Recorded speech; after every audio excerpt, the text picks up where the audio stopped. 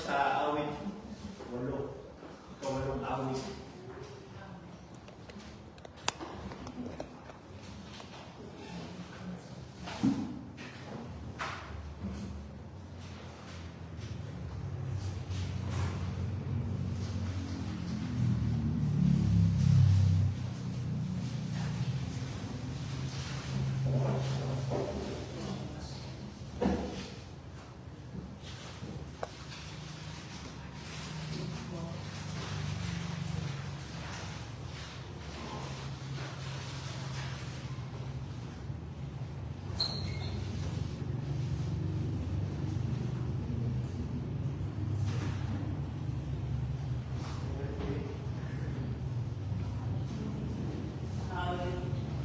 Awit 8. Ikawalong awit. 529.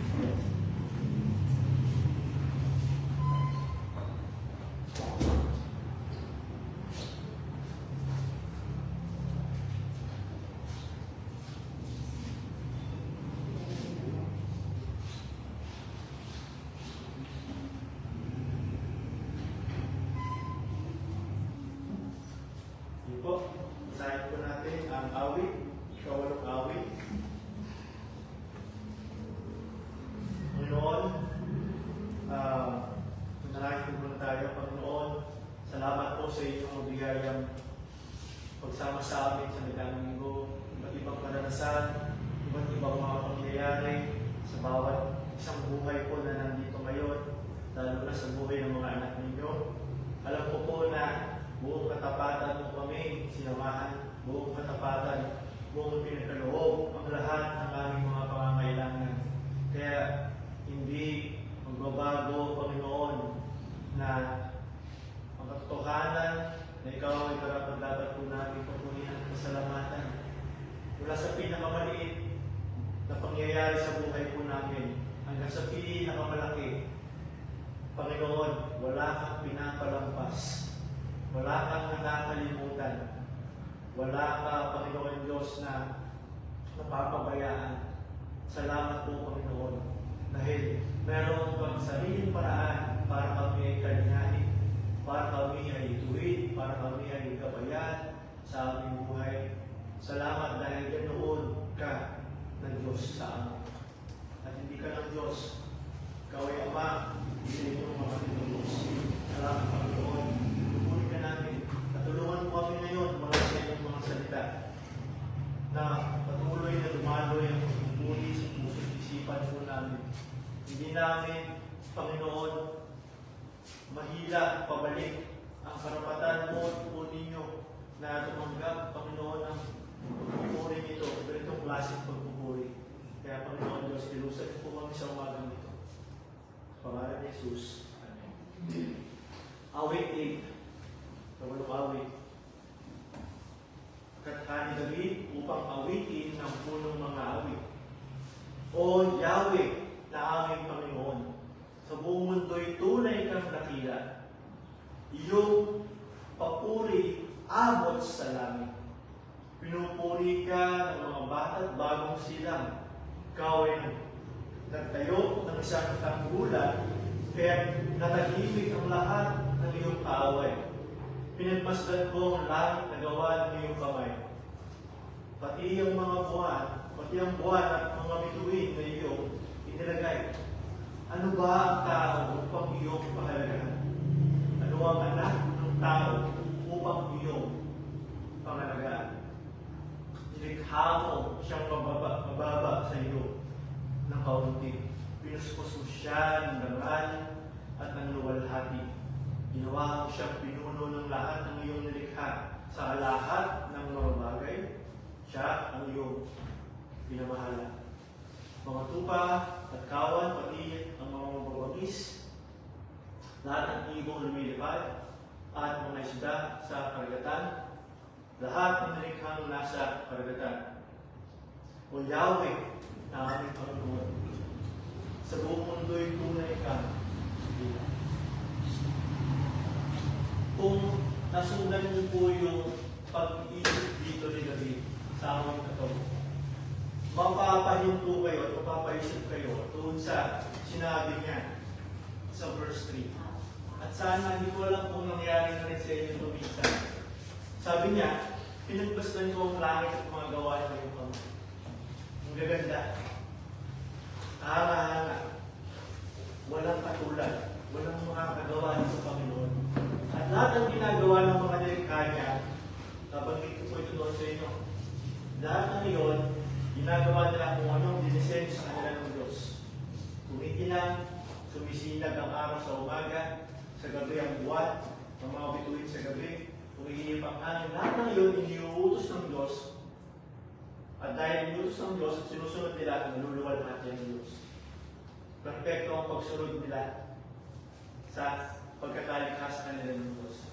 Pero sabi niya, sa verse 3, verse 4, ang gaganda ng lahat ng ito, para Panginoon ang buhay ko ng isip. Ano ba ang tao?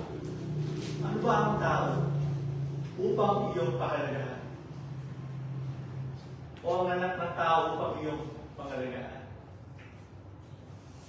Sa lahat ng nilikha mo, Panginoon, bakit ako, yung pagaya mo, isang tao, ang parang binigyan mo ng pinaka-mataas na pagpapahalaga sa lahat? Bakit yung sinasabi ito? Dahil sa katotohanan na sa lahat ng nilikha ng Diyos, tayong tao ang hindi lang minsan pumapaya, pero palaging pumapaya na sumunod sa kalooban ng Diyos. Sa lahat ng nilikha ng Diyos, tayong mga tao, minsan, paborito pa natin gawin yung hindi pagsunod sa Diyos. Bakit? Kasi hindi natin minsan gusto yung gusto ng Diyos. Ang gusto natin, yung gusto lang natin, dahil sa kasalanan. Dahil sa kasalanan. Ito sana yung plano ng Diyos sa atin. Sabi na rito, nilikha mo siya mas mababa sa iyo ng kaunti, pinuspos mo siya ng dangal, ng luwalhati. Ginawa mo siyang pinuno ng lahat ng nilikha. Yun ang disenyo sa atin ng Diyos. Mapuno tayo sa lahat ng ibang nilikha ng Diyos. Mula sa Genesis, sinabi niya, ginawa niya ang tao, binigay niya ang karapatan kay Adan, napakalanan lahat ng nilikha ng Diyos ng mga hayop, pamunuan ng lahat, pamahalaan ng lahat. Yun ang original na plano ng Diyos para sa atin, ang maghari. Pero dahil nga sa kasalanan, imbis na tayo ay maghari, mamuno dahil walang kasalanan, ang pamumuno sana natin ay katuwiran at kabanalan, kagaya ng kung ano ang Diyos. Yun ang bahagi ng pagiging wangis natin ng Diyos, ang mamahala. Pero dahil bakit ang kasalanan, naging alipin tuloy tayo. Naging alipin tayo ng kasalanan. Naging alipin tayo ng kasamaan. Yun na lagi yung susunod natin. Hirap na hirap tayo umaklas doon sa mga nagagawa natin kasalanan. Hirap na hirap tayo. Pero dahil sa biyaya ng Diyos, pag binasa ninyo yung Hebreo, nung sumulat ng Hebreo, kinuha niya itong awit na ito para ipakita niya sa atin na tinubos na ng Diyos yung kalagayan ng tao sa pamamagitan ng kanyang anak si Yeso Kristo. Nung siya ay ginawa mas mababa sa mga anghel, nung naging tao ng si Jesus. Nung naging tao si Jesus, kung ano yung mga kapayahan natin, kung ano yung mga failures natin, ano yun? Perfectong sumunod sa Diyos. Ginawa ni Kristo. Kaya pinanumbalik niya sa pamamagitan ni Kristo, pinanumbalik niya yung disenyo ng Diyos sa tao, ang maghari kasama ni Kristo. Pero hindi lang ng tao yun. Lahat lang ng sumasampalataya kay Kristo. Lahat lang ng sumusunod kay Kristo bilang Panginoon at tagapagligtas. Balang araw, yun ang magiging kalagayan ng lahat ng pananampalataya. Hindi na tayo uuwi sa kaparusahan dahil sa kasalanan. Uuwi tayo ngayon sa paghahari kasama ni Kristo. Dahil doon tayo pupunta sa langit. At yun ang pinakamalaking dahilan at hindi magbabagong dahilan. At sana, hindi magbabagong dahilan para sa atin, para makuwi sa Diyos. Walang katumbas yung ginawa ng Diyos na yun. Walang kaparis yun. Ano ba ang tao? Panginoon, ano ba ako? Sino ba ako? Sino ba ako para paalagaan mo? Sino ba ako para paalagaan mo? Sa totoo lang, natanong mo naman sa sarili mo yan. Ngayon, tanong mo yan sa sarili mo. Panginoon, sa kabila ng lahat ng aking pagsuway, sa kabila ng lahat ng kasalanan ko, inibig mo ako. Inalala mo ako. Inisip mo ako. Iniligtas mo ako. At hindi lang yun, balang araw, kasama mo akong magkahari. Kasama mo ako sa walang hanggang kasiyahan. Kaya nga, samahan mo natin si David dito. Sabi na ito, O Yahweh, na aming Panginoon, sa buong mundo'y tunay kang dakila. Dakilain mo ang Diyos sa ginawa ng dakila pagliligtas. Dakila yun, hindi yun maliit. Dakila ang ginawa ng Diyos sa buhay mo. Kung ikaw ay sumasampalataya ng Kristo. Kung ikaw ay niligtas na niya mula sa kapahamakan ng impyerno, papurihan mo ang Diyos. Mula sa puso mo, balikan mo kung ano ang ginawa ng Kristo, kung ano ang ginawa niya pagliligtas, pagtubos sa kasalanan mo. Sa kasalanan mo, hindi mo kailanman nababayaran kahit anong gawin mo. Maliban na lang na tanggapin mo siya bilang mahal mo gusto. At kung ginawa mo na yun, tinanggap mo na lahat ng ito, samahan mo ako. Sama-sama po tayo. Dakilain natin ang Diyos. Papurihan natin siya sa kanyang dakilang ako. Luwalhatiin po natin siya. Tayo po tumayo at atin po anayan ng taos-puso na pasasalamat, taos-puso na pagpupuri o sambang Diyos. Panginoon, dalangin namin sa umagang ito. Panginoon, katagpuin mo po kami. Lulutan mo kami ng kapakumbabaan. Ano man po ang kalagayan na tingin namin sa sarili namin. Maliban na pagkalooban mo kami ng kababaan mo, hindi namin makikita ang kawalan namin ng parapatang iligtas. Panginoon, tuloy mo po kami katagpuin sa umagang ito. Pangalan ni Jesus.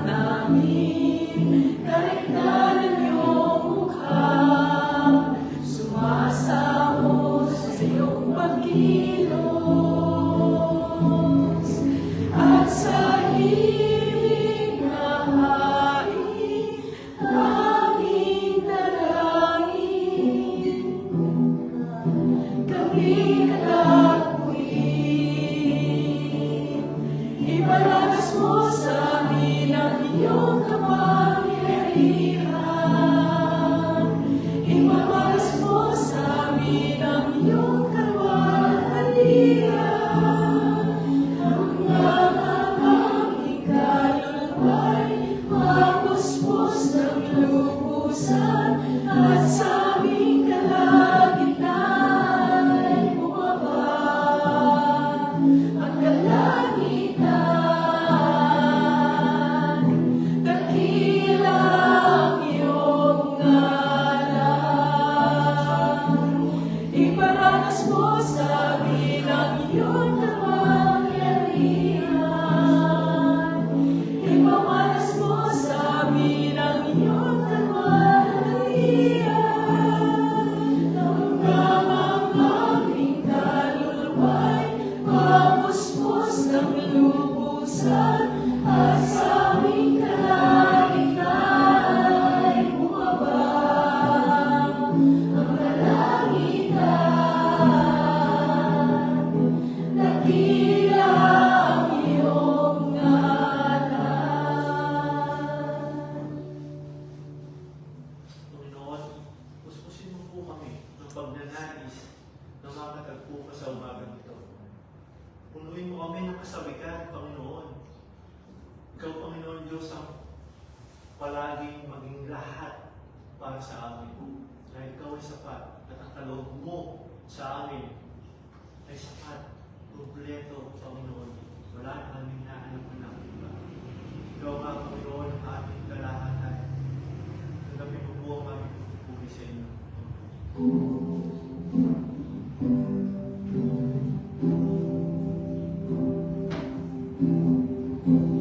Ikaw aking kalakasan, kayamanang nasumpungan, aking kalahatan.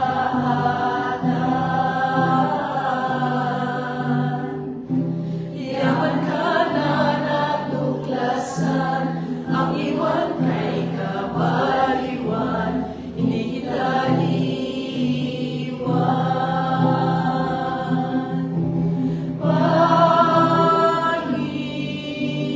Panginoong Jesus, lupang manunubos.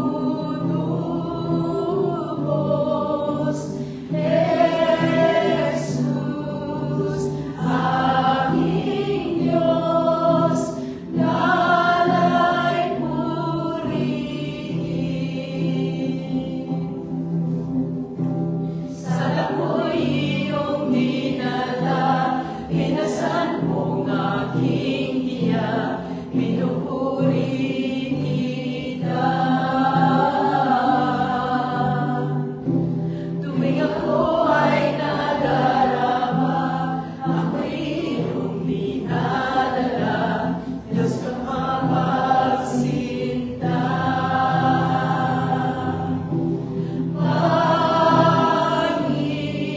Panginoong Jesus, lupang manunubos.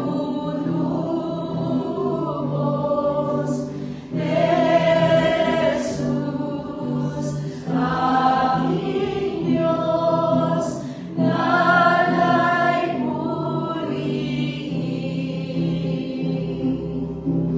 Nala'y purihin. Nala'y purihin. Panginoon, sadyang tunay po ang nilalaman ng awit nito. Na kung alam lang namin ang halaga mo, ang halaga ng iyong biyaya ng pagliligtas, biyaya ng kapatawaran ng kasalanan, tunay na ang iwan ka, ang talikuran ka, ang piliin ng iba maliban sa iyo ay isang malaking kabaliwan, isang malaking kawalan. Ngunit salamat, Panginoon, dahil ikaw mismo nagbigay ng pagkakita, pagkaunawa sa aming puso't isipan kung anong halaga ng biyaya mo ito. Kaya kami ay sadyang nagpupuri sa iyo, Panginoon. Kami po ay sadyang nagpapasalamat sa iyo. kami po ay sadyang nagtataas sa iyo ng aming pong pagsamba kahit harapan dapat ka. Kaya Panginoon, nawa ay ito ay matanggap po ninyo. Patuloy mo tanggapin mula sa amin sa umagang ito. Patuloy mo pong katagpuin ang bawat isa sa amin. Ang iyong mga anak na lalong lumalim sa aming pagmamahal sa iyo. At kung sino pa man po ang di mo pa na magkaroon po ng tunay na pagmamahal para sa iyo. Nagagawin mo rin po ito sa kanila, lalo-lalo na sa umagang ito.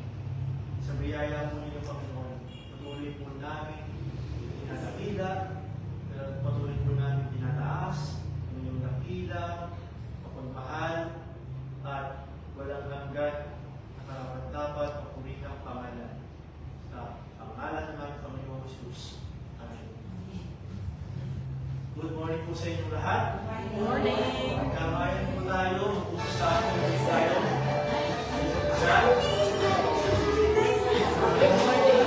Sorry, Mrs.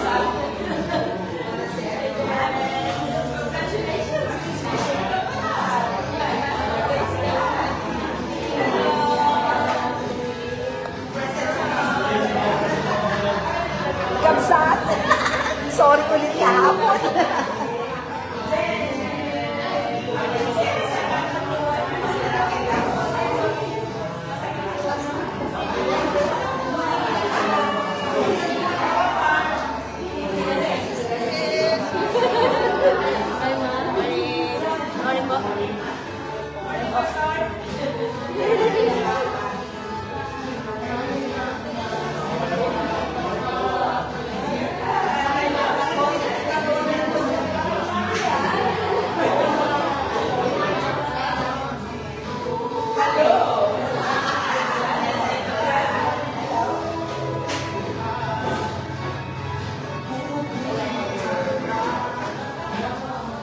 Yan, nagagalak po ako na makita kayo ulit.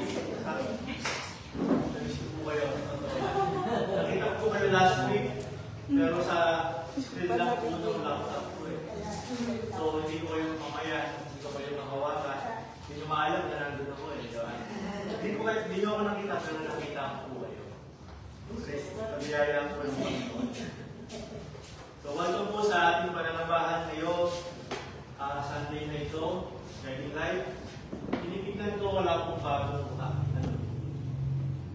Namiss lang naman ako pa. Oo nga.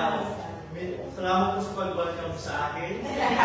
Ako mainit na pagtanggap mo sa akin. So, talagang napakapiyaya po ng Panginoon na naman sa akin. Talagang namiss ko po kayo sa totoo lang. Walang mong biro. Sige po, punta po tayo sa ating mga announcements. Salamat po tayo sa dali. Para sa mga announcements na ito. Panginoon, salamat po dahil umiiran pala niya magandang loob sa amin. Umiiran ito, Panginoon, dahil ito ang sadyang itinakda mo ibaran sa amin. Dahil sa sarili ng kabutihan. And Lord, ito pong mga makikita namin ng mga gawain na inyong pinagkaloob at niloob na magawa po namin dahil sa biyaya ninyo, ay gamitin po ninyo, Panginoon, para maantig ang aming mga puso, para kami po ay magkaroon ng naisin din, ng bahagi po ito, dahil hindi po kabigatan ang mga ito. Ito po, Panginoon Diyos, ay mga pribilehiyo na maging bahagi ng pagkilos po ninyo, ng pagkilos po ninyo sa pamamagitan ng inyong mabuting balita upang magbago ng buhay, upang lalo kaming bigyan, Panginoon Diyos, ng pagpapalang hindi po namin masusukat at hindi rin po mabububasan ng kahit na bagay. Kaya, Panginoon, pinagkakaniwala po sa inyo ang announcements na ito. Ito po ang pumatag po sa amin lahat. Sa pangalan ni Jesus. Amen. So, unang-una po, ang ating pong prayer night ay papatuloy po yan. Salamat sa biyaya ng Panginoon sa buhay mo ni Brother.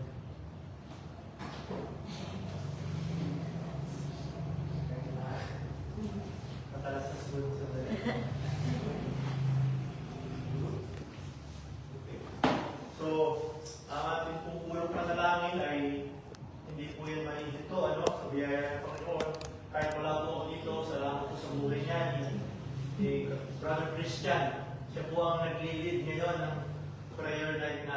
last Friday, actually, masama-sama ang pakiramdam daw niya eh. Message niya ako, pero sa biyaya ng Panginoon, nagawa pa rin po niya. Na mapungunahan ko ang ating pulong panalangin. Napakalala po nito dahil mamaya lang po makikita natin sa mensahe natin, yung panalangin, yung pasasalamat ni Pablo, yun yung aaralin natin mamaya eh. Pero yung sa pulong panalangin na to, talagang nakaka-encourage din po na nagsasama-sama ang magkakapatid. Sa totoo lang. Kaya inaaniyan ko po kayo kung kaya niyo po makarating. 5:30 po yan ng hapon hanggang 6:30 ng gabi. Ay maging bahagi po kayo ng pagkilos ng Panginoon. Napaka-privilegyo po nito na maging bahagi na daluyan ng pagpapala ng Panginoon. Na makikita rin natin dito, hindi lang ako may mga kailangan. Kasi magagawa akong manalangin para sa iba. What a privilege. So, pulong panalangin, prayer night, Fridays pa rin. Fridays, yes. Friday pa rin. Last po. In January. January. Next week ay January pa rin. Okay. Wala nawawala na. Pero yun po, Friday pa rin po, hanggang katapusan po ng January. Friday. Okay, kung kayo confused, Friday. Biyernes, 5:30. And then, meron pa rin po tayong gawain ng pagbabahagi ng mabuting balita, the gospel time, tawag po natin dyan, sa Palabis at sa Ministry House, tuwing Sabado, sa mga kababaihan, sa mga kababaihang nanay, at mga nanay-nanay, sa mga kabataang kababaihan, at sa mga kalalakihan. So, ang mga teachers po dyan, ay kasama po natin ngayon dito. Verbs, image, divine. Maging bahagi po kayo sa pagkilala natin sa Panginoon. Okay. Okay.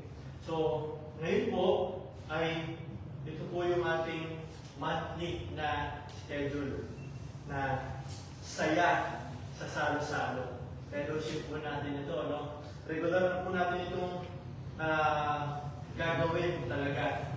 Nakalimutan lang po natin ang nakaraang buwan dahil sa mga baabalahan. Pero ito po ay mananatili nating gawain din. Tuwing linggo. Tuwing huling linggo ng buwan. Tinawag po namin ito ng tuwing huling linggo para nandito ako. Kasama natin ito, di ba? Alam naman, ito ako kasama sa biyaya ng Panginoon.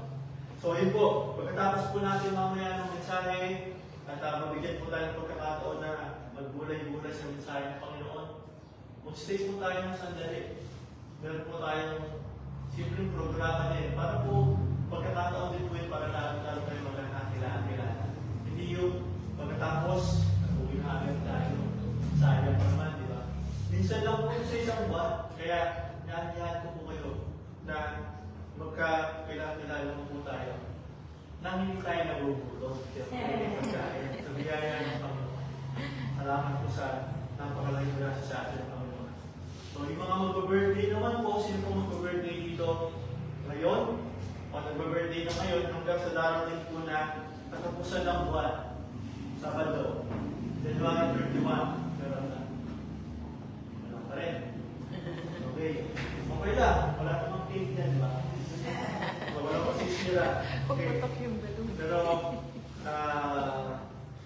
gusto lang po namin kayo panalangin kung sakali baka kasi nahihiya pa rin. Huwag po kayo mahihiya. Pag birthday ninyo, privilege na may po namin kayo.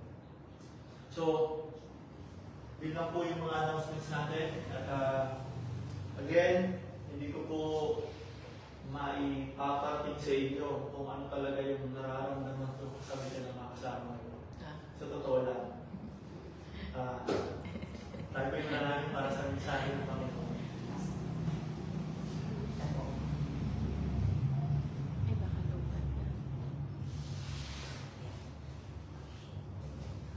Po, manalangin po tayo para sa mensahe para sa atin o Diyos na punong-puno ng pag-ibig, punong-puno ng awa, punong-puno ng pag-unawa sa lahat ng iyong pong mga anak.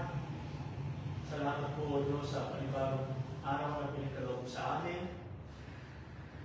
Isang araw po na kung saan may lalaan po namin para lalo po kami matuto sa pagkilala sa iyo, sa pag-unawa ng kalooban mo, kung paano rin po namin masusunod, Panginoon, ang iyo pong paggustuhan para sa buhay po namin. Dahil sa totoo lang, wala na pong mas higit pa sa kabutihan, kundi ang kalooban mo para sa amin. Kaya sa umagang ito, Panginoon, hinihiling ko po ang inyong makapangyarihang pagsama sa amin.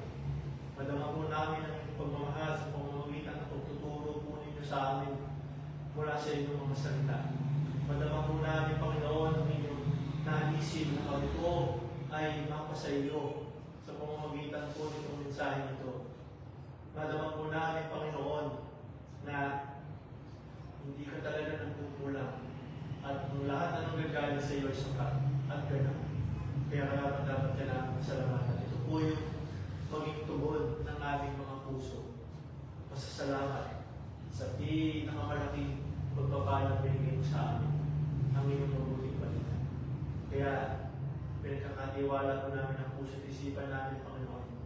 Palakasin mo po ito upang makita namin wala kaming mapapalagpas na bahagi ng mensahe mo sa umaga nito. Upang ang pagpapala na inilaan mo para sa amin ay matanggap po namin ang buo. At kung sa gayon, mapagpala ka ng higit sa lahat ng aming mga puso. Sa pangalan ng aming Panginoong Jesus, kung aming panalangin. Amen.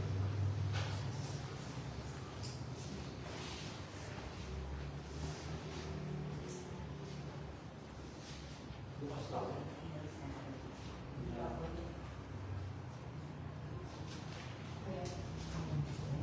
Hindi po.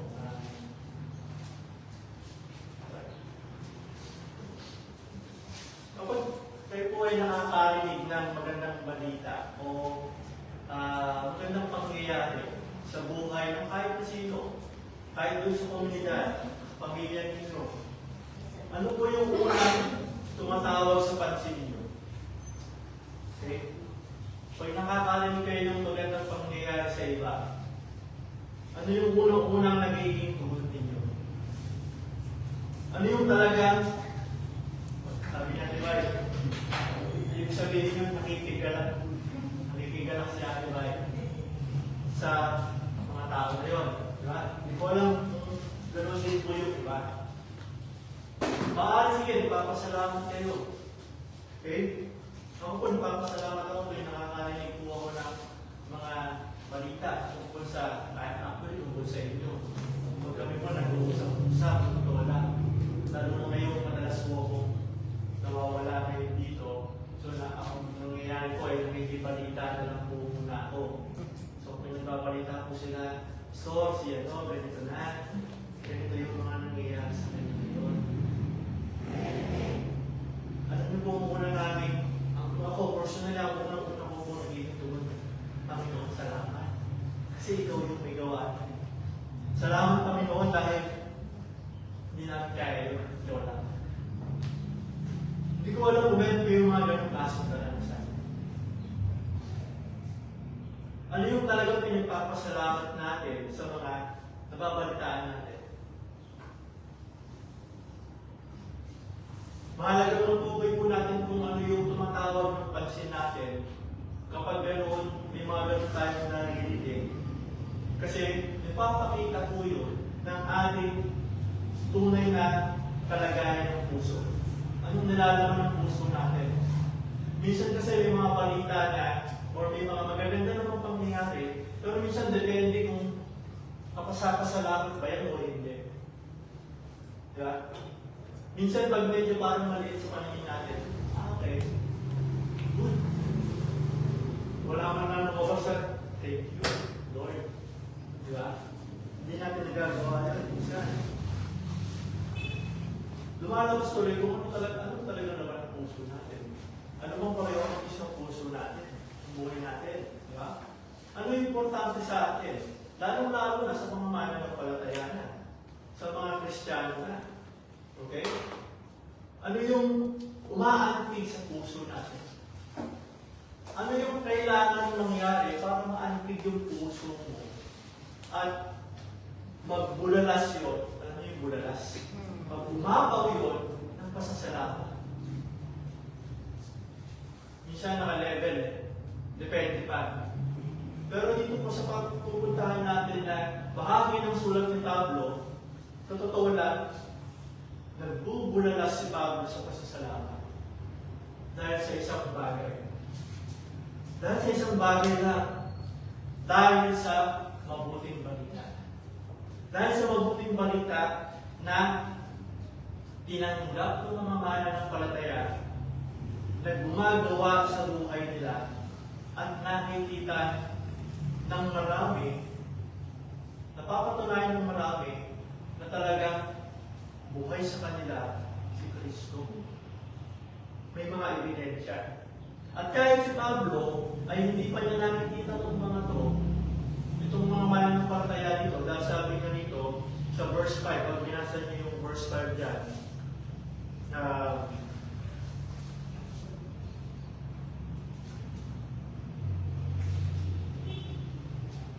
sa chapter 2 verse 1 pala. Chapter 2 verse 1. Sabi niya, nais kong malaman ninyong gayon na lamang pagsisikap ko para sa inyo, gayon din para sa mga taga-Laodicea at lahat ng hindi pa nakakakita sa akin personal.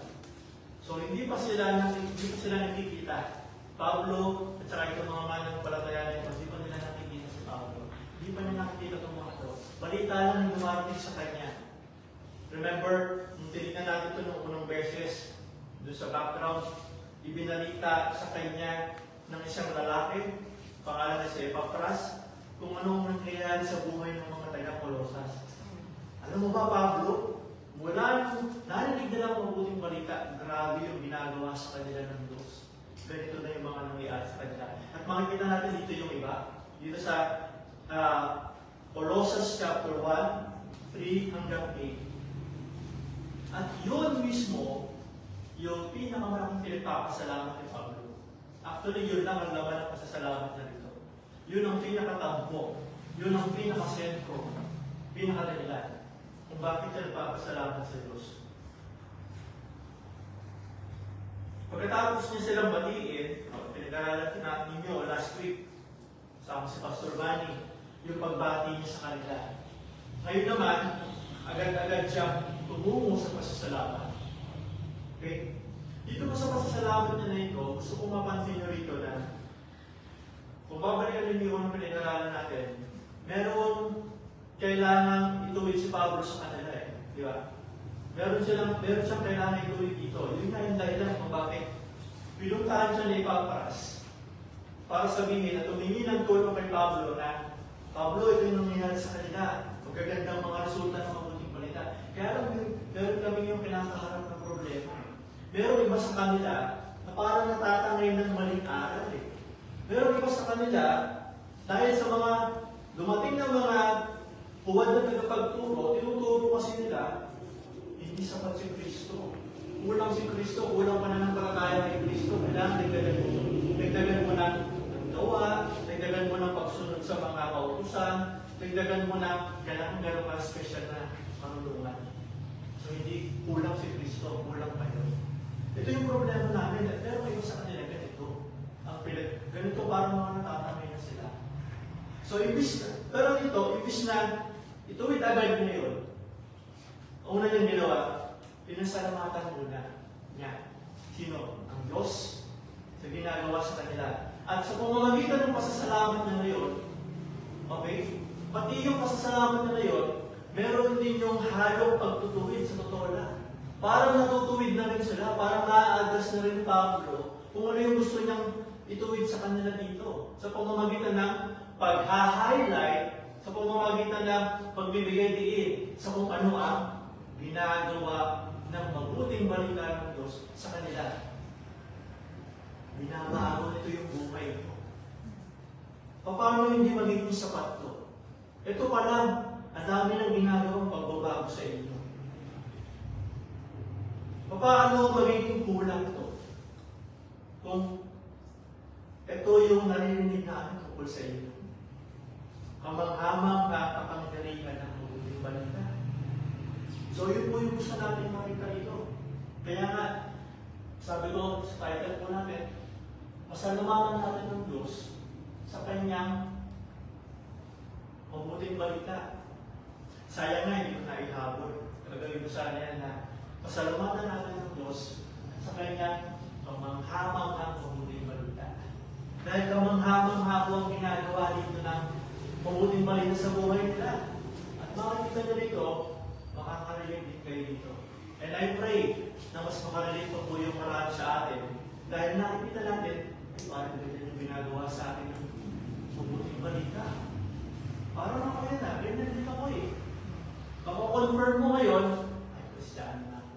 Salamat Panginoon. Salamat sa mabuting balita mo. Salamat dahil talagang may ginagawa ko sa buhay ko. Iyak yun, ikaw yun. Doon nakaugat ko kayo pasasalamat sa Ebanghelyo. At gusto ko itong bigyan diin. Napakahalaga po nito yung tuturo sa atin ng Panginoon dito sa pamamagitan nitong section na to. Hindi pa natin nabasa, no?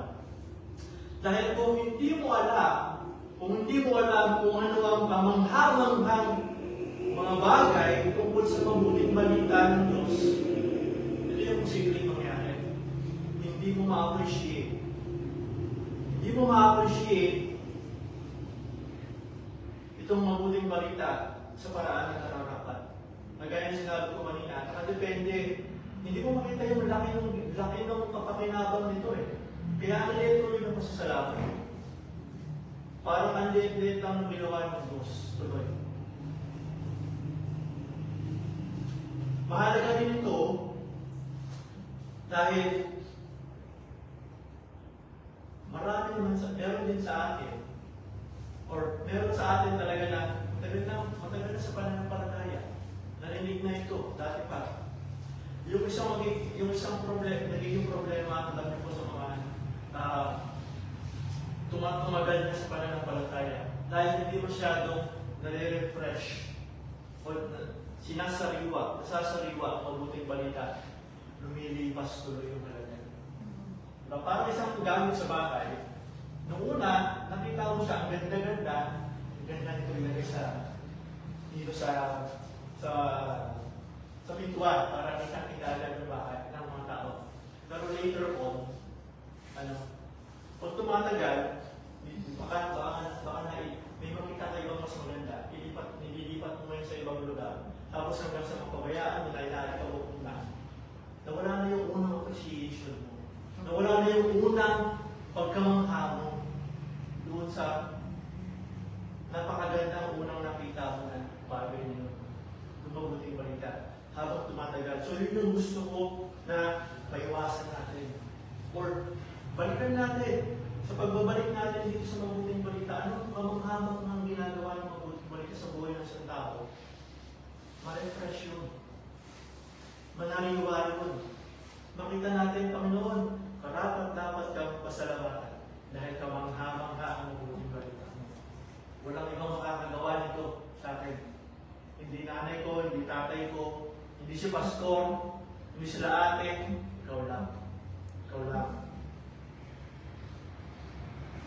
Gawa, matulungan tayo ito para hindi maiwasan natin na bumabaw ang halaga sa puso at isip natin ng mabuting balita. Dahil kailangan mo tanggapin yung isang katotohanan. Hindi ka exempted na maranasan yun. Kung hindi mo babantayan yung iyong pagpapahalaga sa mabuting balita, sa mensahe na nagligtas sa'yo. Ito na yung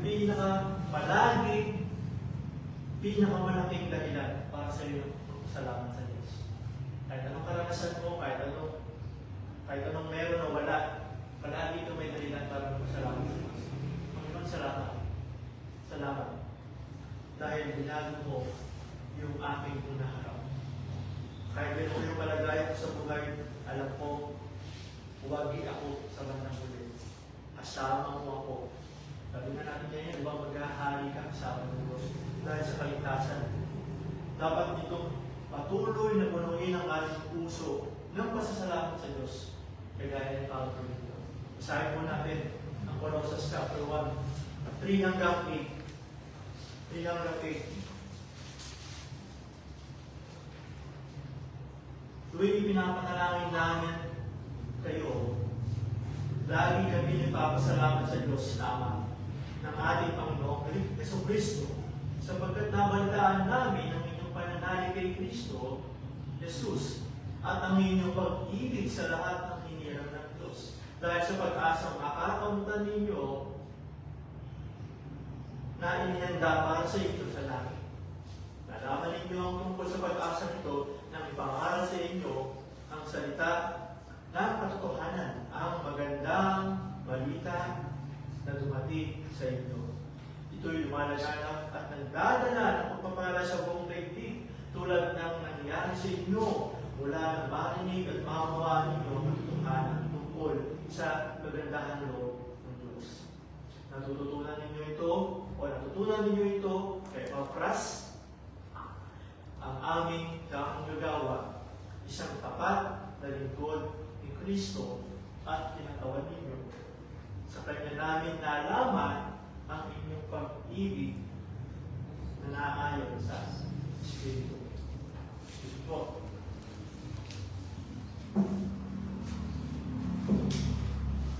So, dito po, meron isang malaking tanong dito para sa atin. Ano yung tungkol sa Ebanghelyo ng Diyos? Ano yung tungkol sa mabuting balita ng Diyos na dapat magpukaw ng ating patuloy na pasasalamat? Ano yung magpukaw ng ating mag-imbita? Kumuha ng atensyon. Yun po yung ibig sabihin nun. Ano yung tungkol sa mabuting balita dito na sinasabi ng Apostol Pablo? So, unang-una, magpasalamat tayo sa Diyos sa Kanyang Ebanghelyo. Magpasalamat tayo sa Diyos na ang Kanyang Ebanghelyo, na ang Kanyang mabuting balita ay tinatanggap sa pamamagitan ng pananampalataya, hindi gawa. Okay? So, kung nagsusulat kayo, pwede nyo isulat yan, tinatanggap sa pamamagitan ng pananampalataya, hindi gawa. Tinatanggap sa pamamagitan ng pananampalataya, hindi sa gawa. Sabi niya sa verse 3 and 4, na tuwing ipinapanalangin namin kayo, lagi kami nagpapasalamat sa Diyos, sa Ama ng ating Panginoong Kristo, sapagkat nabalitaan namin ang inyong pananalig kay Kristo Jesus at ang inyong pag-ibig sa lahat ng hinirang ng Diyos. Ang pasasalamat ni Pablo ay nagsisimula sa pananampalataya ng mga taga-Colosas. Yun yung unang-una niyang dahilan. Nagpapasalamat ako. Tuwing nananalangin, pinapanalangin namin kayo, sapagkat nabalitaan namin ang inyong pananalig. Yun yung kanyang pinagpapasalamat sa Diyos. Yung kanilang pananampalataya. Ngayon, kung papansinin po natin, hindi niya pinapasalamatan yung mga taga-Thessalonica. Tignan nyo. Nagpapasalamat ako sa inyo. Hindi niya yung sinabi. Ang sabi na nito, nagpapasalamat kami sa Diyos. Ibig sabihin, hindi sa kung anong ginagawa nyo. Nagpapasalamat kami, hindi sa kung anong ginawa nyo. Nagpapasalamat kami dahil sa kung anong ginawa ng Diyos sa inyo. Kasi siya yung gumawa eh. Kaya siya yung pinapasalamatan niya. Okay? Mali na may Pablo yun. Diyos ang gumawa kung ano yung nabalitaan niya tungkol sa mga mananampalataya, kaya sa Diyos siya nagpapasalamat. Okay? Hindi niya pinapasalamatan, ay, thank you kasi bumabalik ka na. Thank you kasi nagbabago ka na. Hindi. Uy, thank you Lord. Kasi binabago ka na niya. Thank you, Lord, dahil iniiba niya na yung iyong pananaw sa buhay. Thank you, Lord. So doon makikita natin na yung kanilang pananampalataya ay galing sa Diyos. Kasi yun yung sinasabi sa Biblia. Efeso, atas na kayo ng konti. Efeso chapter 2. Yun yung sinasabi, Pablo pa rin ang nagsasabi nito. Okay? Si Pablo pa rin ang nagsasabi nito. Sa Efeso chapter 2, page 244. Sabi niya sa kabanatang 8, sapagkat dahil sa kagandahang loob ng Diyos,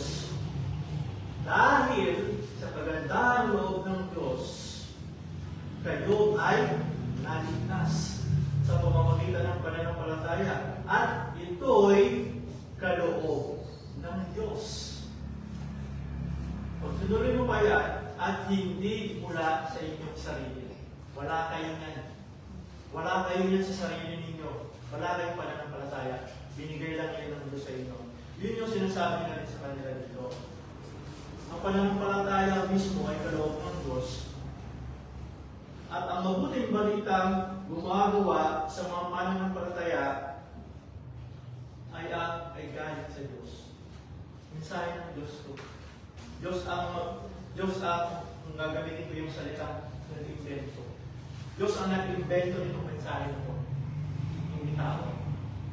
Diyos ang nakaisip kung paano dapat maligtas yung tao. Sa kanya galing yung kaya nga kanyang mabuting balita na tinabod niya. Mabuting balita ng Diyos. Paano tinanggap? Paano? Pananampalataya. Hindi mo pinaghihirapan. Sige, hindi sinabi ng Diyos na hintayin mo munang makagawa ka ng sampung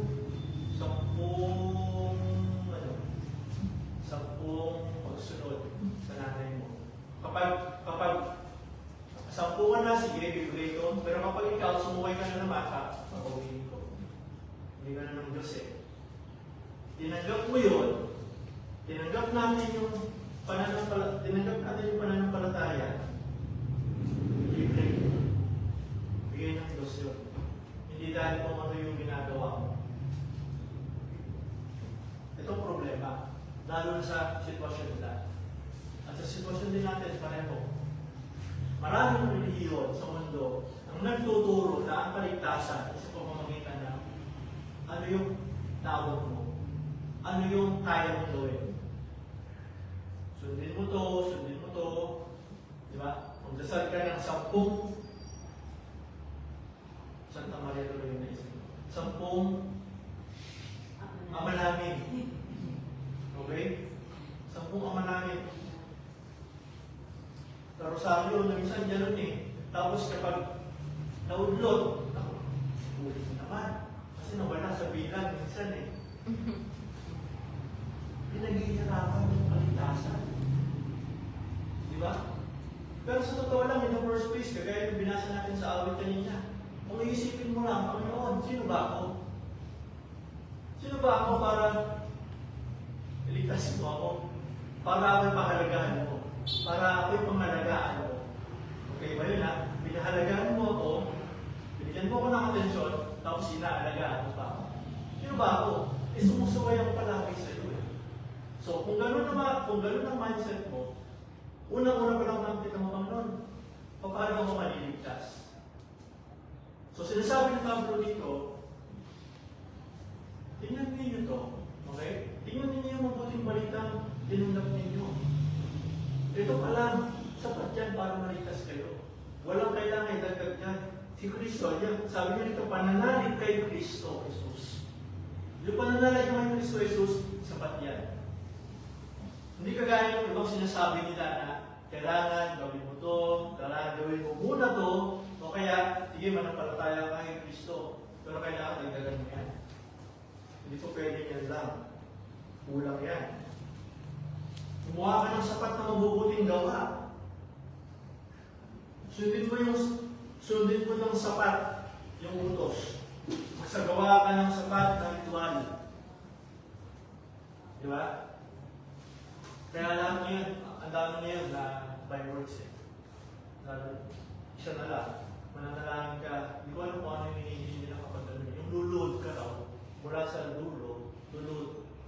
at siya palugod. Salta. May mga ganun na katalinig. May mga ganun sinabi rin sa akin ng lola ko noon. Pero alam mo, sa bandang huli, anong mangyayari? Bakala, pakinggan ako. Bakala, may epekto. Kaya marami akong tinatanong minsan. Natatanong na, alam mo ba kung saan tungkol ka pero ganyan? Sa kabila ng mga ginagawa nila, pagsisikap na pagsunod, anong nagiging sagot pa nila sa bandang huli? Wala. Diyos ako nakakaalam nun. Sana sa langit. Pero hindi ko alam eh. Pero meron naman, proud, alam na, sumusunod ako eh. Sa langit, pero deep inside, hindi pa rin eh. Deep inside, bakit? Pag gumawa ng kasalanan, hindi pa rin yung bibigay sa kanya ng alinlangan. Babawi ako. Kita nyo? Ganun kahirap ang pamamaraan na tinuturo ng marami para maligtas. Hindi ko sinasabi dito na piliin mo yung madali. Mas mahirap yan. Mahirap yan. Ito mas madali. Ang punto rito, kaya ako magpapasalamat sa Diyos. Kaya dapat kami magpasalamat sa Diyos. Kasi itinakda niya, kasama sa plano niya na maliligtas ka sa pamamagitan ng ito, ng pananampalataya kay Kristo. Pananampalataya kay Kristo na gumawa ng lahat ng kinakailangan para sa ating kaligtasan. Ginawa niya na lahat eh. Okay? Iniinsulto mo ba ang Diyos? Iniinsulto natin si Kristo kapag sinusubukan natin gawin din yung ginagawa niya. Hindi kaya ko yan. Kaya maligtas sarili ko. Kaya yung iba nga, nabanggit ko last time, nagpapakapos, ginagaya yung kind of paghihirap. Kung alam lang natin kung gaano mahirap yun, yung mga pinangahampas naman, wala nang tusok-tusok yun. Totoo lang, hindi natin kaya abutin. Hindi natin kaya tumbasan yung hirap na tinanggap ni Kristo para bayaran natin sa salanan natin. Kaya nga ginawa niya na lahat eh. Kaya pananampalataya lang kay Kristo. So dapat magpasalamatan ng Diyos. Dapat tayo magpuno ng pasasalamat sa Diyos dahil sa mabuting balita. Dahil hindi natin kailangan kitain. Hindi natin kailangan paghirapan ng kaligtasan.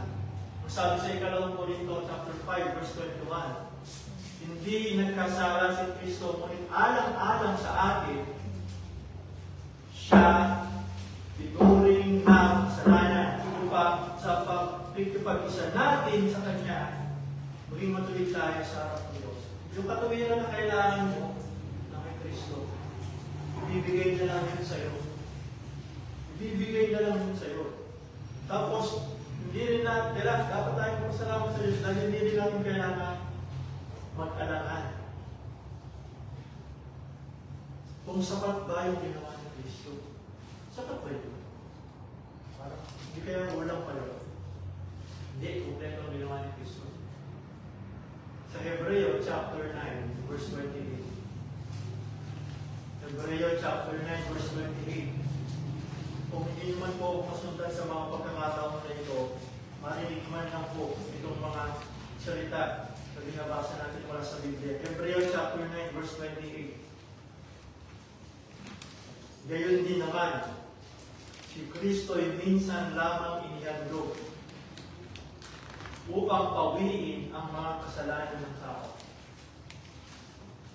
Yung kamatayan niya sa na. Kamadaling salita. Wala na kailangan i-dagdag doon. Sapat na yun, kaya nasabi niya bago siya mamatay. Ginaganap na. It is finished. Tapos na yung aking kailangan magbabayad sa kasalanan. Wala ka nang ilalagdag doon. Wala kang paghihirap. Kaya, yun yung sabi ni Kristo. Yun yung invitation ni Kristo. Kung hindi mo pa natatanggap itong pananampalataya na ito, itong biyaya na ito, itong invitation sa iyo ng Panginoon sa Kristo. Sa Mateo chapter 11. Mateo chapter 11.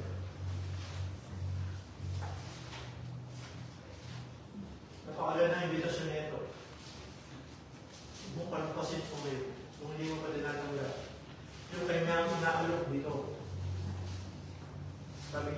Verse 28. Mabit kayo sa akin. Kayong lahat na nahihirapan at ubang nabibigatan sa inyong pasanin. At kayo bibigyan ko ng kapahingahan. Hirap ka na sa munod. Hirap ka na abutin yung standard ng Diyos sa sarili mo. Yun yung sinasabi niya dyan. Hirap ka na ipunin, paghirapan, kitain yung pabor ng Diyos sa iyo. Kasi hindi mo talaga makikita yun. Hindi mo kaya pagtrabaho mo ngayon. Kaya sabi niya dito, ito, pasalinin ko ang aking pamato at matuto kayo sa akin sapagkat ako'y maamo at may mababang loob. Makakatagpo kayo sa akin ng kapahingahan. Dahil ako dahil si Kristo ang tumanggap ng kapaguran na kailangan sana natin gawin pero hindi natin kaya gawin. Tinapos niya yun. Sino nag-aalok nito? Ganito ay mga nag-aalok nito sa atin. Si Kristo lang. Kay Kristo mo lang matatagpuan itong klaseng meditasyon. Ang pananampalataya natin ay nakasalit sa isang Diyos na nakatawang tao na lubos na mapagkakatiwalaan. Si Kristo. Dahil siya ay Diyos, yun ang isang patuloy, yun ang isang laban din itong sulat na ito. Pinapakita niya rito na si Kristo ay Diyos. Siya ay ganap na Diyos at ganap na tao. Karapat-dapat na maging representante ng Diyos at representante ng tao. Kaya ganap yung kanya, magbabayad ng kasalanan. Ganap siyang matuwid. Kaya kaya niyang magbayad para sa kasalanan ng walang sarili. Dahil wala sa sarili kasalanan. Walang hanggan yung kanyang mapangyarihan. Sa chapter 1, makikita natin yan. Mula verse 15 hanggang sa bandang uli, kung sino ba si Jesus. Mas malalim na pagkilala kay Jesus. Lahat ng ito, pinapakilala niya sa si Kristo. Walang hanggan yung kanyang katapatan. Hindi maaaring mabigo. Hindi ka mabigo kay Kristo. Hindi ka mabigo kay Kristo. Kapag nilagay natin ang ating pananampalataya kay Kristo, hindi tayo makakahabang.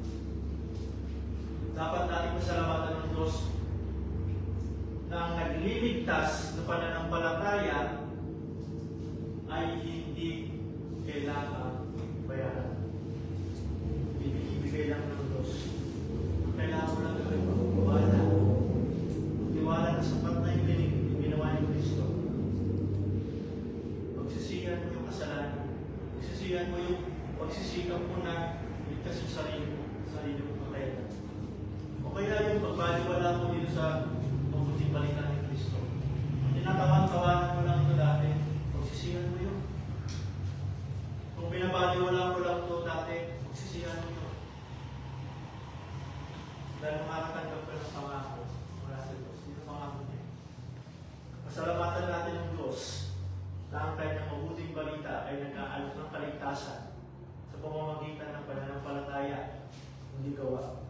At ang pananampalataya ito ay nakasali, nakadepende sa ganap at ang pagkakatiwalaang anak ng Diyos, si Yesu Kristo. Pangalawa, magpasalamat tayo sa Diyos na ang kanyang mabuting balita ay nagbubunga ng pagmamahal. Nagbubunga ng pagmamahal. Sabi niya dyan, sa verse 4, sapagkat nabalitaan namin ang inyong pananalig kay Kristo, Jesus, at, hindi lang yun, at ang inyong pag-ibig sa lahat ng hinirang ng Diyos. Okay? Ang pasasalamat ni Pablo dito ay nagpapatuloy habang pinagdiriwang niya ng pagmamahal na ginawa ng Ebanghelyo sa mga taga-Colosas. Sabi niya, umiibig sila. Okay? Yung kanilang pag-ibig ay para sa lahat ng hinirang. Hindi lang yung mga taong natural nilang gusto. Okay? Hindi lang yung parang feel mo lang na mahalin. Yung mga hindi ka mahal-mahal para sa'yo, hindi. Sabi niya, buo, lahat. Lahat ng mga hinirang ng Diyos. Bakit? Kasi alam mo, kapatid mo na sila eh. Kapatid mo sa Panginoon yan, kaya mahal mo siya. Kahit ano pa yung relasyon niyo dati, kahit ano pa yung history niyo dati, kung may rin siya kay Kristo, kapatid mo na siya. Mag-iiba na yung iyong pagtrato sa Kanya. Mamahalin mo na rin siya. Okay? Ganun yun. Nagbabago yung relasyon. Nagbabago yung pananaw. Pagmamahal ito bilang ito'y katunayan ng bagong buhay. Ito yung isa sa mga ginagawa ng mabuting balita sa buhay ng isang tao. Binabago niya. Hindi mo ito kaya. Hindi ko ito kaya. Gumagawa lang ito, ang makakagawa lang ito ng Diyos. Okay? Sapagkat pinapatunayan nito ang kapangyarihan ng mabuting balita na magbago. Marami kayong maririnig kung mag-explore lang kayo.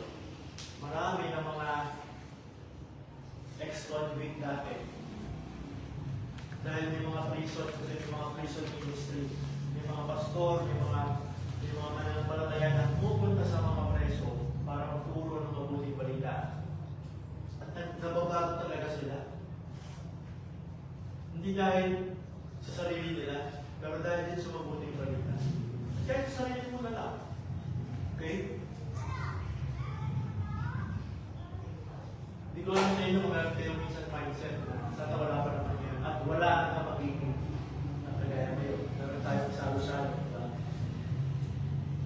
Pupunta ka doon siya. Pupunta sila. Ewan na.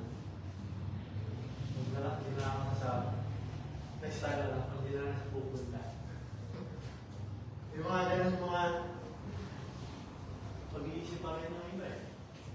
And I pray na wala, kaya nga, ang ganda-ganda na maaga-aga pa ng battle sa atin ito. Na wala tayong magiging ganito. Wala tayong magiging ganito sa inaharap. Kaya magkakapatid, tayo sa Panginoon. Go!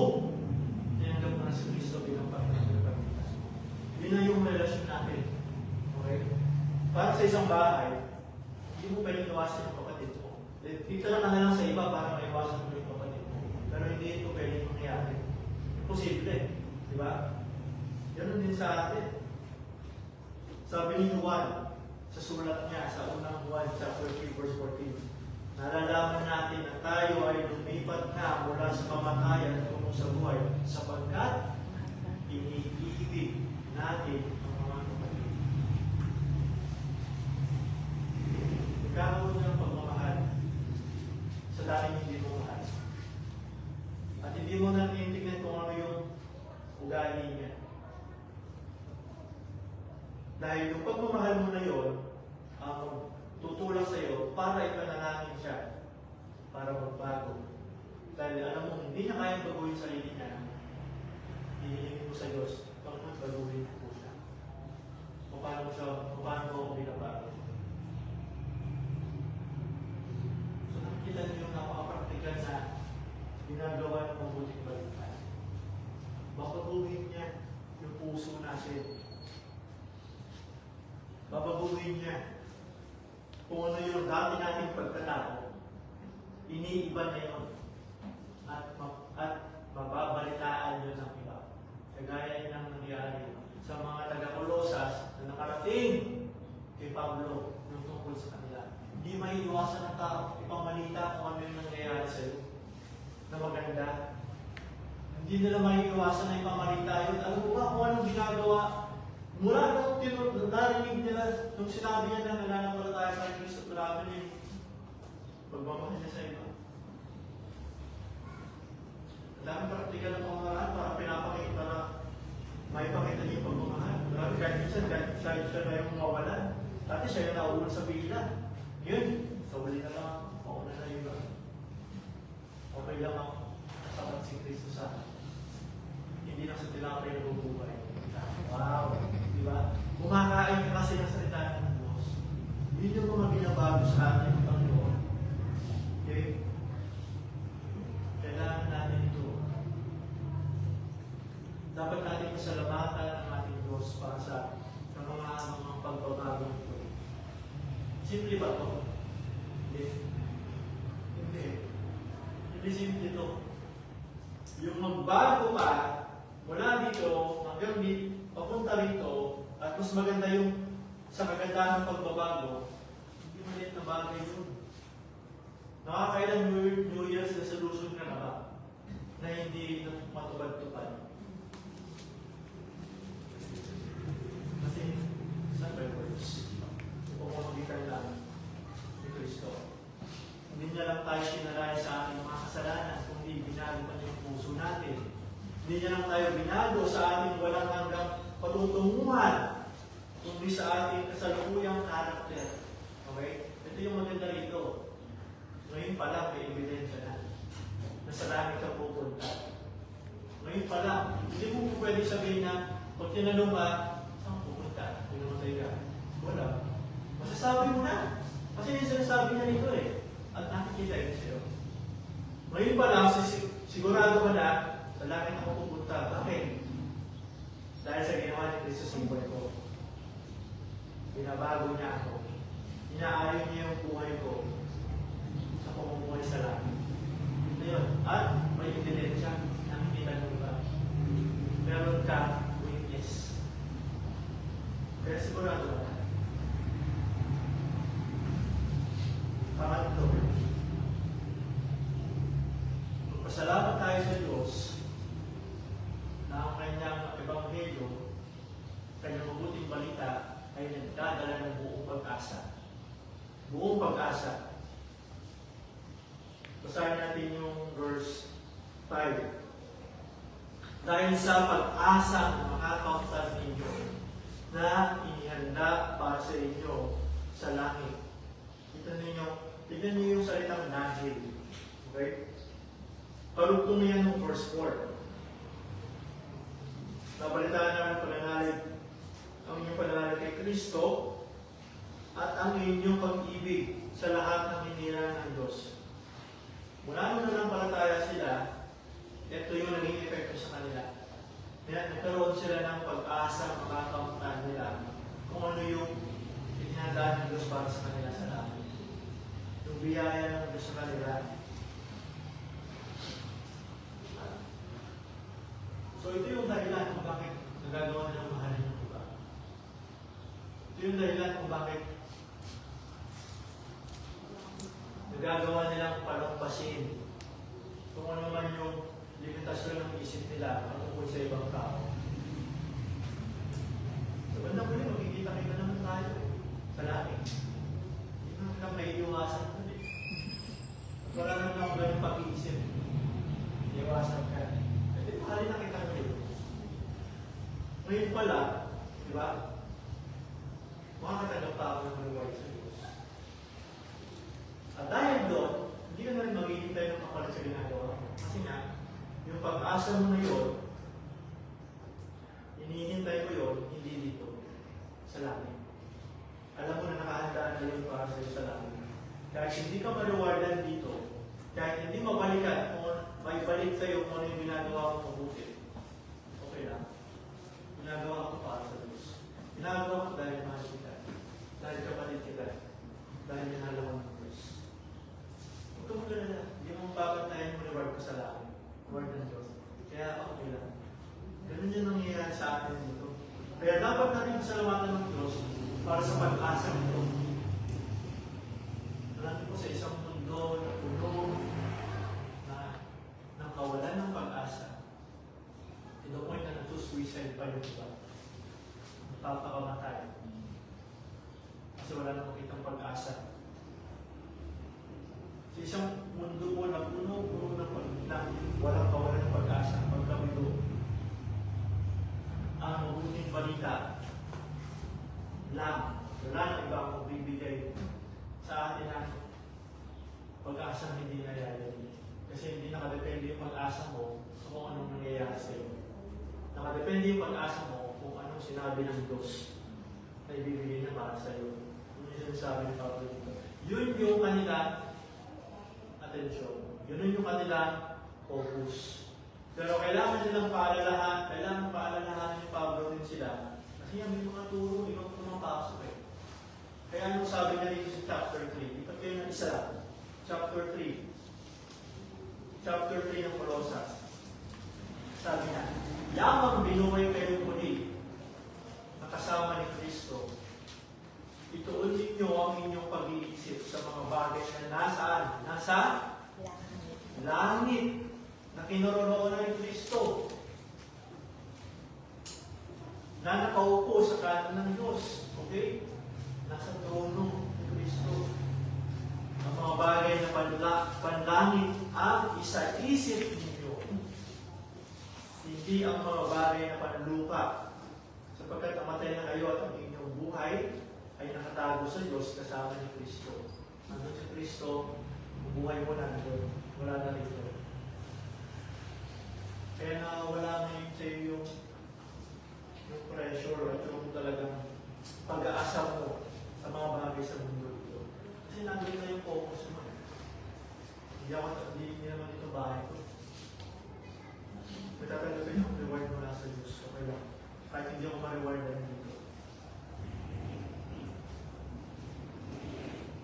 Kaya kahit anong pinagdadaanan mo, kahit anong pagsubok pa, yung nilalakaran mo ngayon, natatanggap mo kasi, alam mo, dito yung huli.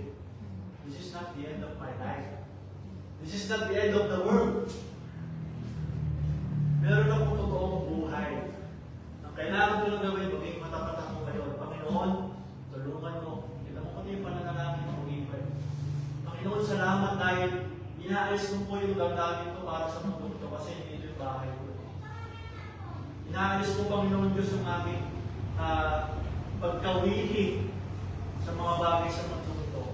Dahil hindi naman ito yung aking muling hantungan sa iyo.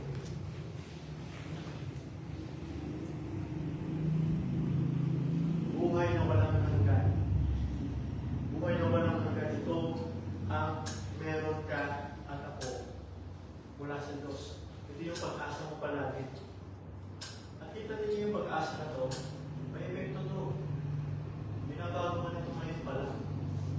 Okay? Binabago man ito ngayon pala. Kasi alam mo, may kaibigan ka ng lahat eh. Ngayon, mag-iiba ngayon pala naman sa paggawa ng muli. Gagawa ka ng mabuti, hindi para paboran ka ng Diyos. Kasi nasa iyo yung paboran ng Diyos eh. Niligtas ka na eh. Gagawa ka ng mabuti kasi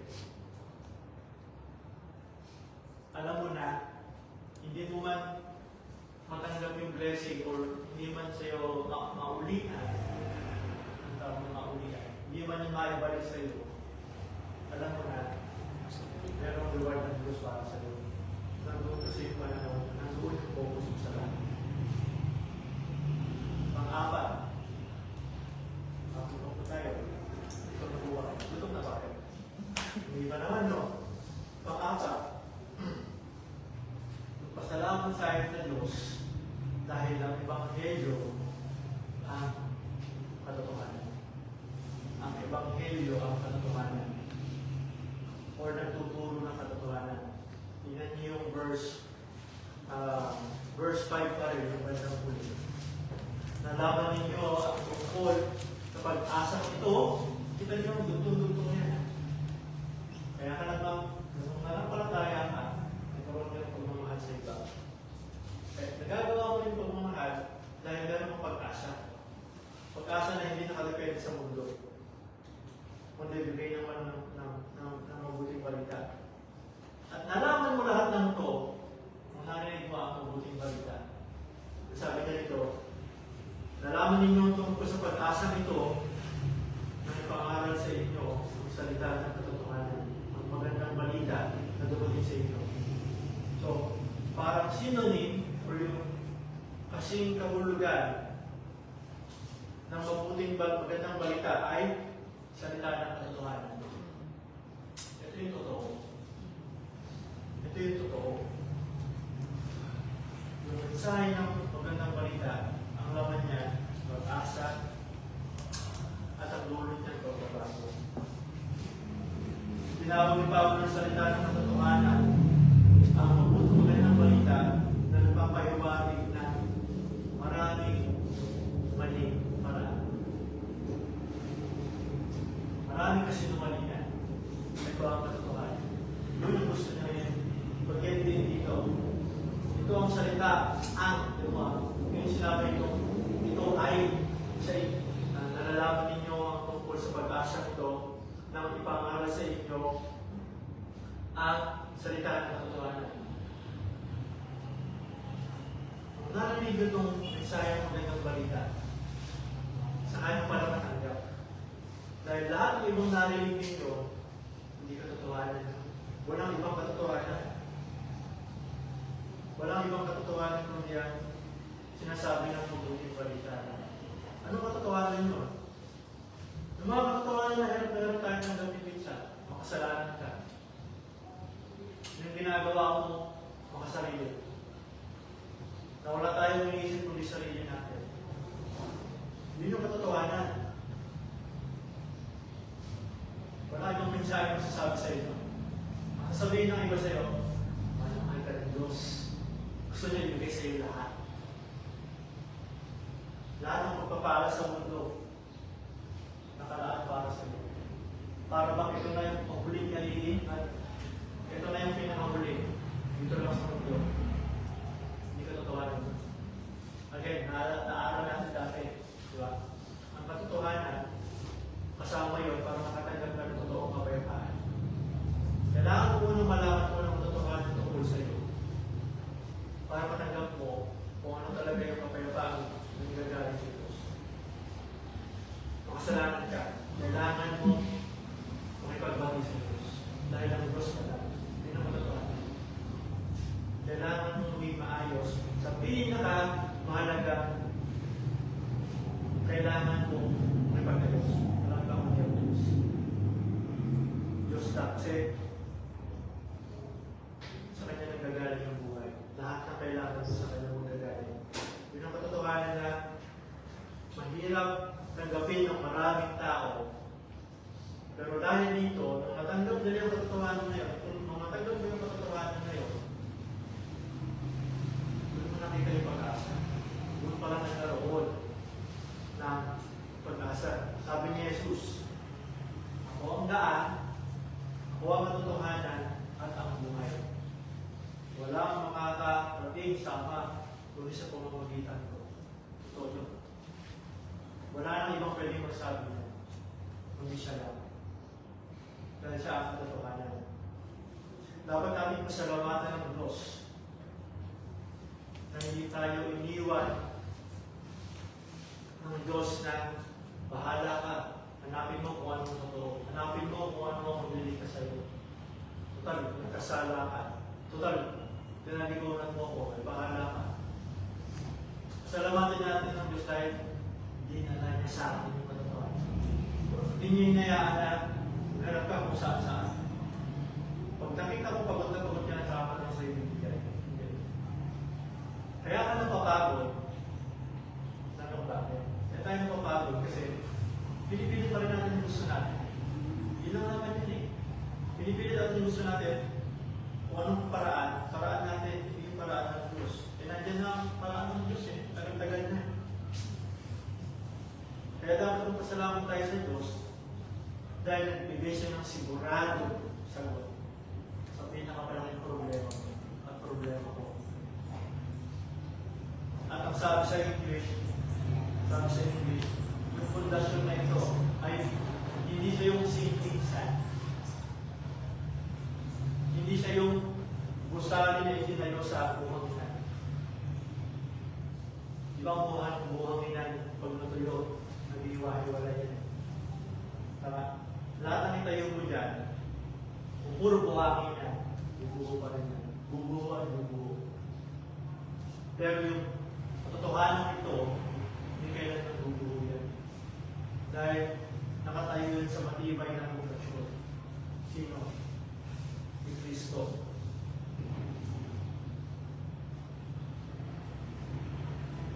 Okay pa kaya pag lima? Yes. Pag lima? Great. Pag lima. Pagpasalamat tayo sa Diyos na ang mabuting balita ay hindi ito lang ang negative na concept.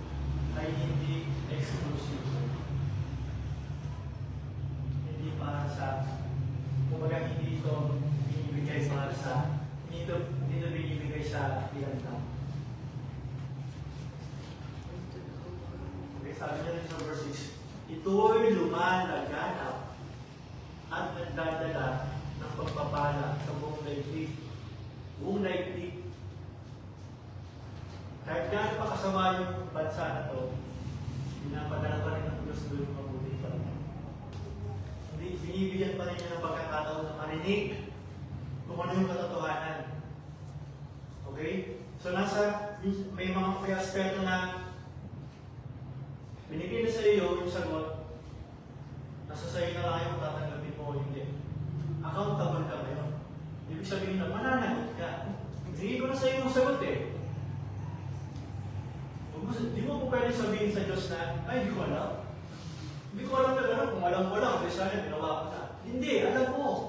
Sinabi na rito eh. Lumalaganap at nagdadala ng pagpapala. Alam mo na magdadala ng pagpapala yan. Pinaliwanag na sa iyo ng maraming beses. Ito yung resulta niyan sa buhay mo. Pero hindi mo pa rin tinanggap. Pero kung tinanggap mo, magpasalamat ka. Magpasalamat tayo dahil hindi ito para sa mga pilila. Panginoon, balikan mo yung awit 8. Sino ba ako? Panginoon, sino ba ako? Hindi naman ako mas magaling sa iba. Hindi naman ako mas mabuti sa iba. Hindi naman ako mas, o meron naman ako konting mas, pero mas marami silang mas sa akin. Kung titignan mo lang, sila yung mas kapabor-pabor sa mata mo. Pero ito ako. Sa sulok ng mundo, narinig ko yung mabuting balita. Ibig sabihin, binigyan mo ko ng pagkakataon na magsisisak sa lalan ko. Binigyan mo ko ng pagkakataon na maging tama yung relasyon ko sa iyo. Binigyan mo ko ng pagkakataon para mapasama ako sa paghahabi mo. Mapasama ako sa hindi paparusahan. Kung naiintindihan lang natin kung gaano tayo karapat-dapat na parusahan ng Diyos. Grabe yung magiging pagpapasalamat mo na naabot ka at patuloy ka pa rin inaabot ng Diyos para maligtas ka. Ang dami nang tumanggap ng pribilegyo na to. Ang dami na nakarinig nito na nararanasan na nila yung benepisyo. Paano ka? Paano ka? Hanggang ngayon ba pinapalampas mo pa rin ba ito? Lumalaganap na ito sa iba. Baka ngayong pinaka yung dati mo kaaway, baka nahikas na ng Diyos. Sige ka. Siya sa langit na pupunta.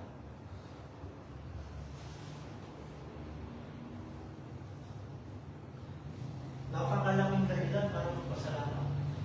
Napakalaking at kamanghamanghang trabaho ng mabuting balita na ginagawa sa isang tao. Ang ebanghelyo ito ay hindi kailanman para sa isang grupo lang ng tao. Sa isang bansa lang. Sa isang pamilya lang. Kaya nga, may mga missionaries para makarating yung mabuting balita sa iba't ibang lugar. Para marinig din nila kung ano yung mga pagligtas. Kasi alam mo bakit?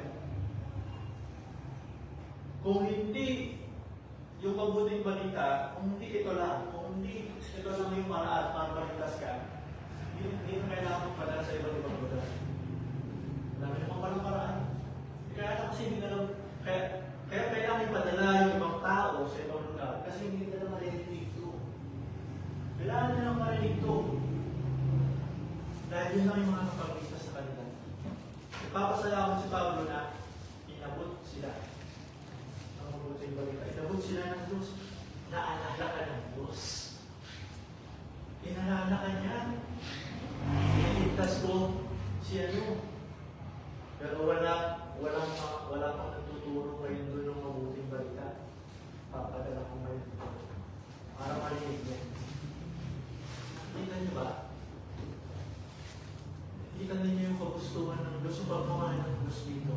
Kaya sabi niya, nagpapasalamat ako sa Diyos. Gawa niya lahat to.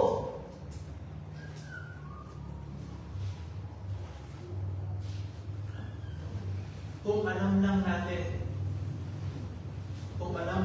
at maunawaan natin gaano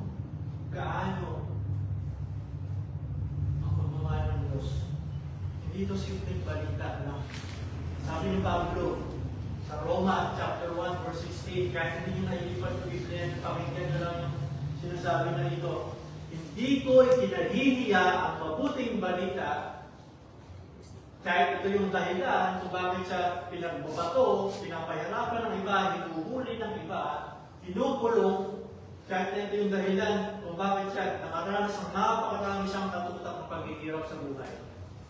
Hindi ko ikinahihiya ang magandang balita sapagkat ito ang kapangyarihan ng Diyos para sa kaligtasan ng bawat sumasampalataya.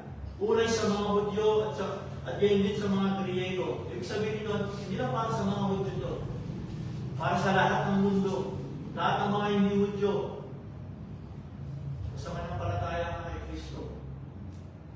Kinalali mo sa puso mo. Ipahayag mo sa puso mo. Siya ay Diyos. Banggitin mo sa bibig mo.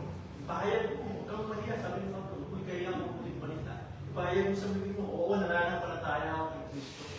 Kasi siya lang magliligtas sa akin eh. Ba't kakahiya yun? Kung alam lang natin kung saan tayo niligtas. Uli na. Last na punto. Pang-anim. Magpasalamat tayo sa Diyos na ang kanyang mabuting balita ay purong biyaya. Purong biyaya. Purong biyaya. Basahin na rin natin yung verse 6 at verse 8 na po ito. Ito yung mga naganap at nagdadala na magpapala sa buong daigdig tulad ng nangyayari sa inyo mula ngayon at maunawaan ninyo ang katotohanan tungkol sa kagandahang loob ng Diyos. Biyaya, kagandahang loob ng Diyos. So sinabi na lang din na rito, natutunan ninyo ito kay Papras, hindi kay Pablo, kay Papras. Hindi pa lang, makikita nila. Diba ang ginamit ng Diyos? Pero inaalala pa rin sila ni Pablo. Ang aming kamang gagawa, isang tapat na lingkod ni Kristo at tinatawan ninyo. Sa Kanya namin nalaman ang inyong pag-ibig na naayon sa Espiritu. Ito, ang Ebanghelyo, mabuting balita ay purong biyaya. Purong biyaya. Inilalarawan ni Apostol Pablo dito ang Ebanghelyo bilang biyaya ng Diyos. Biyaya ng Diyos. Ano ba ang biyaya? Ano ba para sa inyo biyaya? Ano po ang biyaya? Anong konsepto natin ng biyaya? Pag may nakikita, nahawakan, biyaya. Minsan gano'n ba? Gano'n yung biyaya sa akin. Gano'n tayo lumaki bilang mga Pilipino. Gano'n yung konsepto ng biyaya na. Kaya minsan gusto gumamit ng ibang salita o biyaya. Di ba? Iba yung biyaya. Doon natin nagagamit ang kanilang biyaya. Ang biyaya po ay nangangahulugan na hindi karapat-dapat na pabor. Okay? Hindi karapat-dapat na pabor. Pagtanggap ng isang bagay na mabuti na hindi natin karapat-dapat tanggapin at hindi kailanman natin makakapit. Maliban na ibigay sa iyo yan. Maliban na ibigay sa iyo. Hindi mo matatanggap. Yan ang biyaya. Yan sabi kanina, Ephesians chapter 2, sapagkat sa pamamagitan ng kagandahang loob ng Diyos. Kung di na magandang loob ng Diyos sa atin, wala. Kung titignan ng Diyos kung sino tayo, mauubos ang buong panahon hanggang mamatay tayo, hindi niya makakita na dapat itong patawarin. Hindi. Kahit paabutin pa niya ng 120 years yung buhay ko. Kahit umabot pa tayo ng 200 years, hindi natin maaabot yung standard ng Diyos. Kaya kailangan ang biyaya ng Diyos.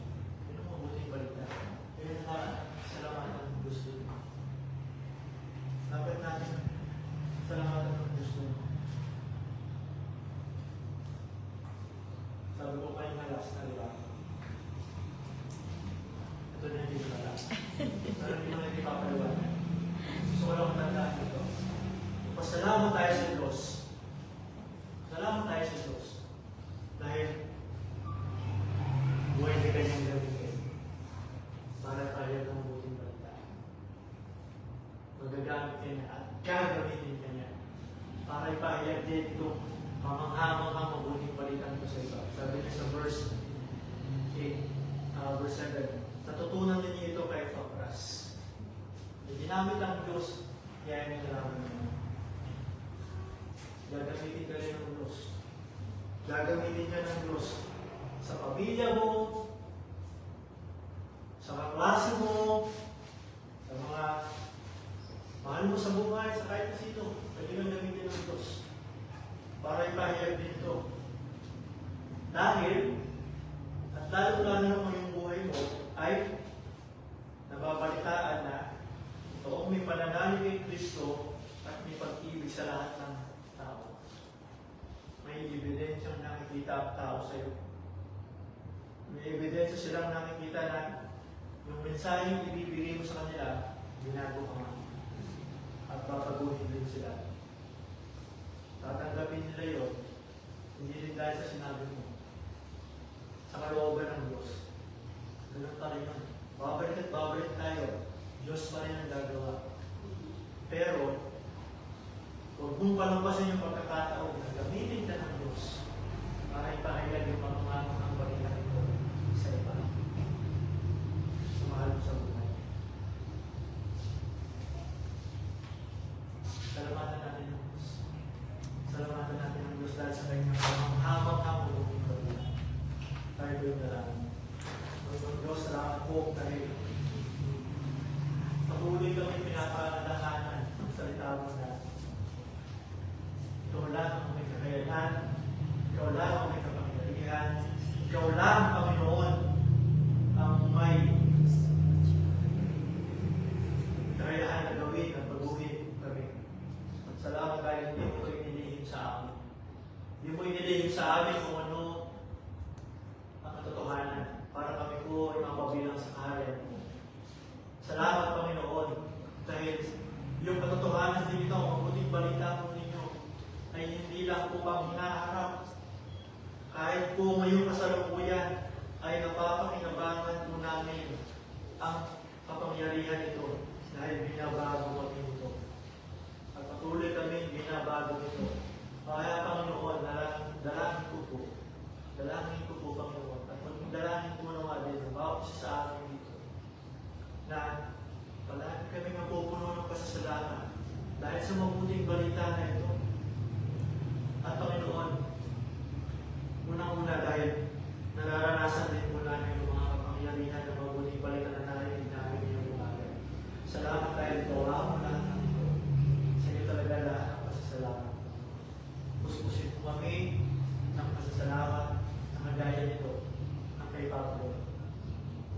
At tulungan mo rin kaming maranasan, Panginoon, ang kapuluan ng kapangyarihan ng banal mong Espiritu. Dahil sa tinanggap mo namin yung muling balita. Tuloy mo aming baguhin. Tuloy mo mahayag yung pananampalataya namin sa iba. At gamitin mo nga po kami, Panginoon. Patuloy mo kami gamitin para maipahayag ito sa iba. Nagkagaya ni Pablo, Panginoon, tulungan mo rin kami na huwag ikahiya ang mabuting balita. Dahil ito ang kapangyarihan mo para kami at ang lahat ng loob mo ay maligtas ng pagbago. Salamat po at biyayaan mo sa pinaka-espesyal na paraan ang mga kapatid ko na nandito ngayon at ang mga iba pa sa amin sa umagang ito na wala pa po ng ganitong klaseng pagpapala, nang wala pa pong ganitong klaseng relasyon sa inyo. O Panginoon, ano mang pag-asam nila ng pagbabago, tulong silang makita na ito ay posible sa pamamagitan lang ng mabuting balita tungkol sa inyo ng Isus Kristo. Tungkol sa kanyang perfectong buhay, handa niyang ibigay kahit kayo naman upang kami po ay tanggapin po sa langit at upang mabawi po ang aming po mga kasalanan pamamagitan ng kanyang kamatayan lamang. At lahat ng ito'y sigurado sapat dahil dito kayo siya muli. Ibig sabihin kami po ay tatanggapin mo din dahil wala na pong kulang sa kanyang ginawang pagbabayad sa kasalanan namin. Kami matutuloy mong anak na. Panginoon, kung sino man po ang kinakailangan mong ilusan sa ganitong paraan sa umagang ito, dalangin ko po ang kaganapan nito Para sa amin ang mga anak po ninyo, patuloy po ninyong palalingin ang aming pasasalamat sa inyo. Ano man po ang kalagayan namin ngayon, Panginoon, huwag pong matatabunan at huwag pong mapapababaw ang kahalagahan at kapangyarihan, ang kamanghamanghang kapangyarihan ng inyong mabuting balitang gumawa sa amin at gumagawa pa po hanggang ngayon sa amin. Salamat po. Ito po ang panalangin ko at panalangin namin sa pangalan ni Jesus. Amen. Naglasyo po na let's fellowship together mga